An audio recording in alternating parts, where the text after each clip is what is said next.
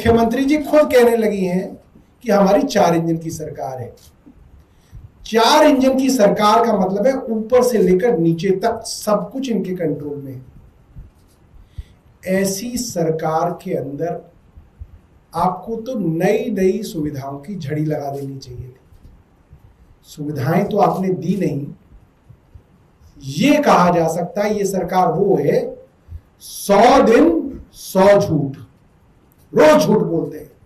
किसी किसी दिन झूठ नहीं बोलते तो अगले दिन 2-3 बोल देते हैं, कोटा पूरा कर देते हैं। कभी मुख्यमंत्री झूठ बोलती है, कभी इनके मंत्री झूठ बोलते हैं और खुल्ला झूठ बोलते हैं।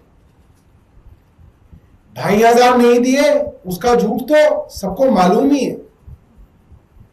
अभी कुछ दिनों पहले मोहल्ला क्लिनिक के लोग इनसे समय मांग रहे थे, समय नहीं दे रही थी मिलने के लिए।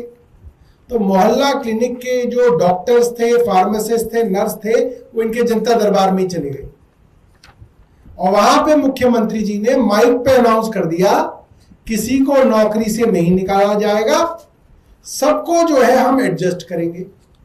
आज ही की अखबार की खबर है, मोहल्ला क्लिनिक से जो फार्मासिस्ट है उनका मेरे पास कई बार फोन आ गया सुबह से। जैसे जैसे मोहल्ला क्लिनिक बंद किए जा रहे हैं उनके स्टाफ को 7 दिन का नोटिस निकाल के भगाया जा रहा है। हमारे द्वारा लाई गई बसें जिनका उद्घाटन हमारी सरकार में हुआ, उन सब बसों का नाम बदल के देवी बस करके उनको चलाया जा रहा है। खुल्ला झूठ बोलते हैं कि हमने सारे स्कूलों का ऑडिट करा लिया। आशीष सूद जी ने बोला, सबके सामने कहा कि केजरीवाल की सरकार नहीं करा पाई, हमने सारे स्कूलों का ऑडिट करा लिया। आपने सब स्कूलों का अगर ऑडिट करा लिया तो उसको बताओ क्या निकला उस ऑडिट में। एक स्कूल की तो फीस आपने रोल बैक की हो उस ऑडिट के बाद, एक भी नहीं। तो आपने ये भी झूठ बोला। कल हाईकोर्ट के अंदर जो फैसला आया है डीपीएस के मामले में, उसमें हाईकोर्ट ने ये बात खुल के कही कि जब सरकार के द्वारा कोई ऑर्डर ही नहीं आया है कि ये फीस गलत तरीके से बढ़ाई गई है, तो हम कैसे कह दें कि ये फीस सही है या गलत है।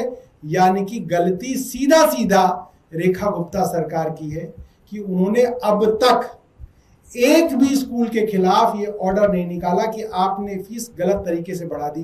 जब सरकार ने कहा ही नहीं वो गलत है तो मतलब वो सारा सही हो गया। तमाम चीजों पे रोज झूठ बोलने की आदत है।